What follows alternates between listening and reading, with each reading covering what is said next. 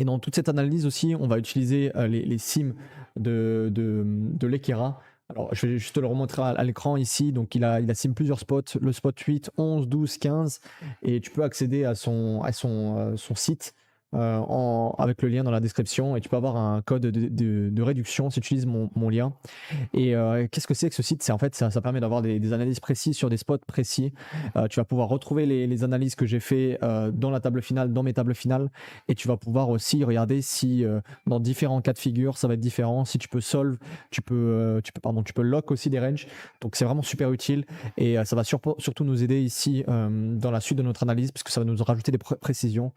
Donc on retiendra 8, 11, 8, 11, 12 et 15. Ça sera les 4 spots où on aura plus de précision grâce à l'écart. Allez, on repart ici dans l'analyse maintenant. On verra du coup le premier spot, ça sera à 8.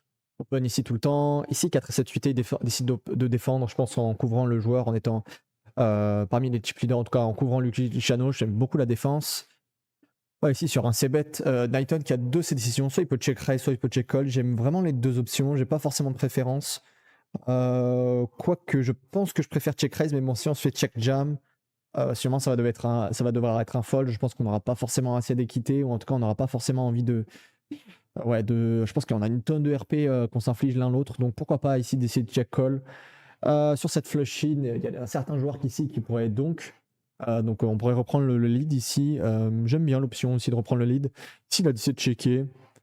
Ouais, ça va dépendre un peu à l'appréciation. Et ici, avec paire d'As et l'As de cœur, en fait, il va diminuer un peu la calling range adverse. Donc, en général, je pense, il va moins bet, mais en fait, il est tout le temps en value. Donc, il peut quand même bet et essayer de se faire payer par un roi. Par contre, s'il met un deuxième, je pense qu'il aura plus de value à la river. Et ici, Knighton qui a décidé de lead ici, un tiers pot. Et franchement, on a une décision ultra difficile à la place de Lucky Luciano. Ici, je pense pas que ça va lead un roi. Je pense pas que ça va lead. Alors, je pense pas que les bluffs vont commencer à bluffer maintenant. Là, j'ai l'impression qu'on est quasiment tout le temps battu maintenant avec paire d'As. Et personnellement, j'aurais foldé. Alors, il faut vraiment qu'avoir des infos béton pour essayer d'imaginer un bluff ici chez l'adversaire. Il faut vraiment qu'il arrive à trouver une line vraiment très très agressive. Personnellement, j'aurais foldé ici avec paire d'As. N'hésite pas à me dire ce que tu en penses en commentaire. À tout moment dans cette vidéo, n'hésite pas si tu as des précisions ou si tu n'es pas d'accord avec mes analyses. N'hésite pas à me dire en commentaire qu'est-ce que tu en penses et je te donnerai, bon, on en débattra.